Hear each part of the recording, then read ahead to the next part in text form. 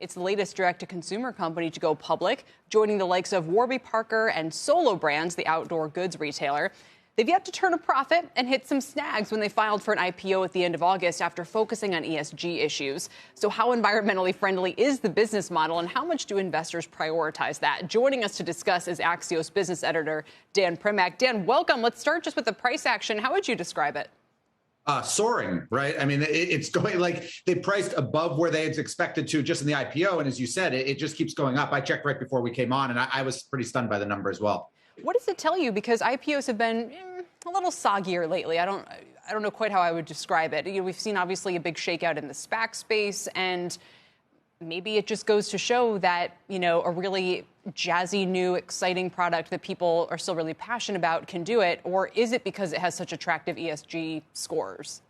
So I think it's both. And the ESG certainly plays a role. The CEO was on with you guys earlier this morning, I think on Squawk Box, and he talked about how a lot of the buyers of the IPO itself were definitely buying in part because of the ESG, because it really lets them put really a consumer product in an ESG bucket, which they can't always do, particularly a sneaker brand. It's not a normal thing. But beyond that, I think a lot of people are looking at Warby Parker because this is a very similar company in terms of model, right? It's a little bit younger, but originally a DTC company that then has started recently expanding into its own branded stores, and that's really becoming a major driver of its growth. I'm looking, it's Rivian, that's the name, Dan. While you're here, I don't know if you saw this yesterday, but a portion of Rivian's upcoming IPO is reportedly going to be sold or given directly to users of SoFi. Really interesting move here. Now, we know obviously Robinhood gave a portion of its shares to Robinhood users, but that's maybe a little bit different story. Should we expect the opportunity for retail investors to get in at the IPO price to become more common? And would it be via a lot of these new fintech apps? I mean, the fintech apps make the most sense, right? As you said, I mean, Robinhood was a little bit more direct because it was Robinhood going public, and Robinhood has its own investing platform. But it makes sense. I mean, to a certain extent, I've been surprised over the years that more consumer brands haven't done this because it's kind of a loyalty program, right?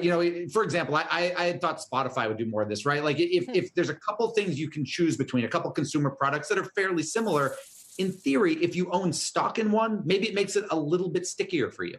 Absolutely. And, I also wonder why more people haven't done it, because we've seen this massive interest between the meme stocks, the retail trading, and all the rest of it. It seems unfair, again, to not allow retail participation this way. Usually it goes to either accredited investors or, sort of the wealthier, those who are more connected, insiders, big institutions, and that kind of thing.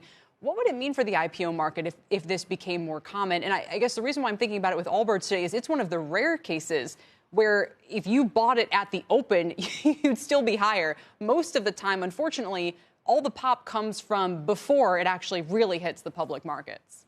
I mean, today you'd be higher. I mean, the question for Allbirds obviously is let's see where it shakes out after 2 or 3 weeks, let alone 2 or 3 months, when insiders can start to sell. Because, if you're Allbirds, you're very excited by this because we're talking about it on TV. It's giving them some publicity. But in the end, what they really want is long-term investors who will be there for a year or two, not whether or not the thing goes up or down.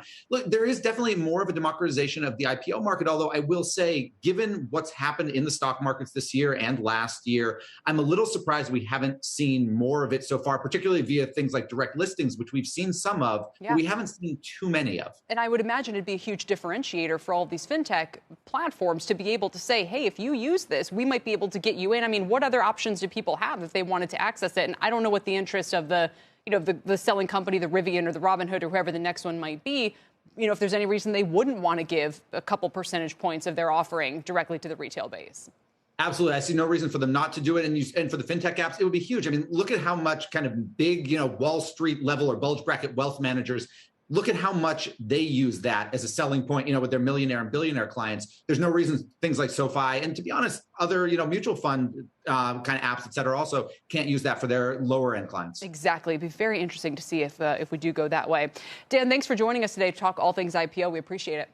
Thanks, guys.